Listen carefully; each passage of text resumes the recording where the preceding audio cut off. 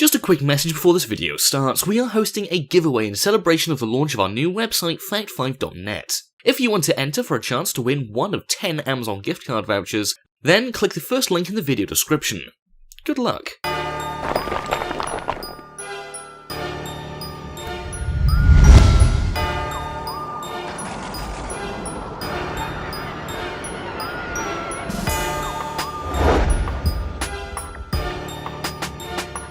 During a live episode of Monday Night Raw on September 10, 2012, Jerry the King Lawler suffered a legitimate heart attack, causing him to collapse at the announcer's table.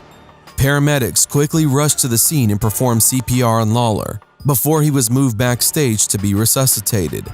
According to some backstage reports, Lawler was clinically dead for around 20 minutes before being brought back to life by a defibrillator. Thanks to the efforts of doctors and medical staff present on that day, Lawler's life was saved and he underwent an angioplasty in order to improve blood flow to his heart. 2 months following this, Lawler made his return to WWE. However, was interrupted by CM Punk and Paul Heyman, who made a mockery of his heart attack. Goldust, who is still going strong in the WWE to this day, hit his all-time low back in 2004, which saw him at death's door. In his book, Crossroads: Goldust Out of the Darkness, Goldust opened up about spending his money on coke, pills, and booze. Day in and day out, he drank half a gallon of vodka, ingested around 60 pills, and even took cocaine if that wasn't enough. Things got so bad that he even started buying more pills from drug dealers whenever he would run out, and went as far as taking a little cocaine before his matches.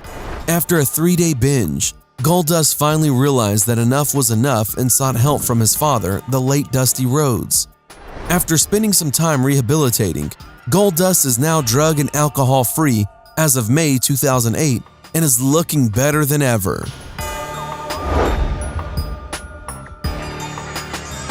In June of 2002, we could have lost one of the greatest professional wrestlers of all time, Bret the Hitman Hart.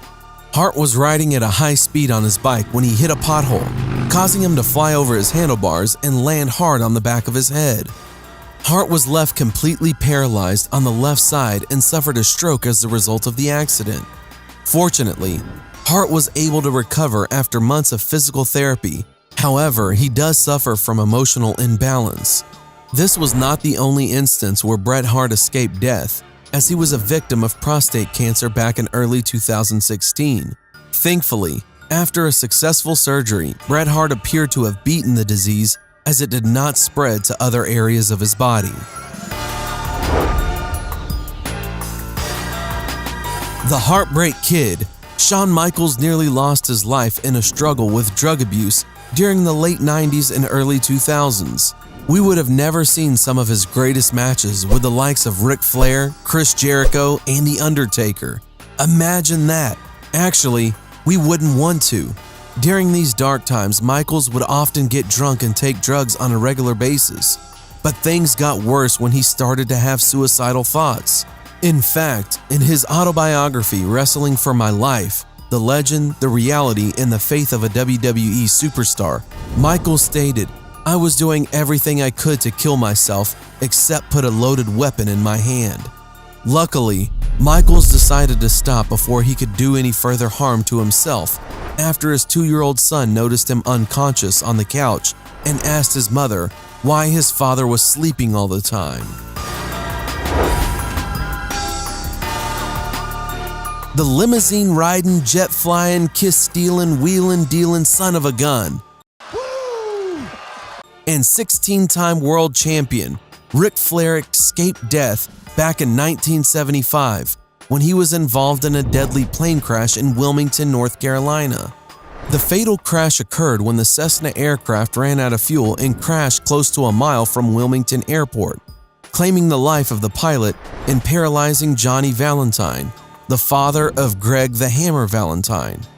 Flair suffered multiple lacerations and broke his back in 3 places. He was actually told by doctors that he would never wrestle again. However, he proved them wrong after months of physical therapy The Nature Boy went on to recover and return to wrestling, where he feuded with Wahoo McDaniel, although he had to adapt his wrestling style. Earlier in the flight, Flair and Valentine, who became paralyzed as a result of the crash, swapped seats due to Flair constantly complaining.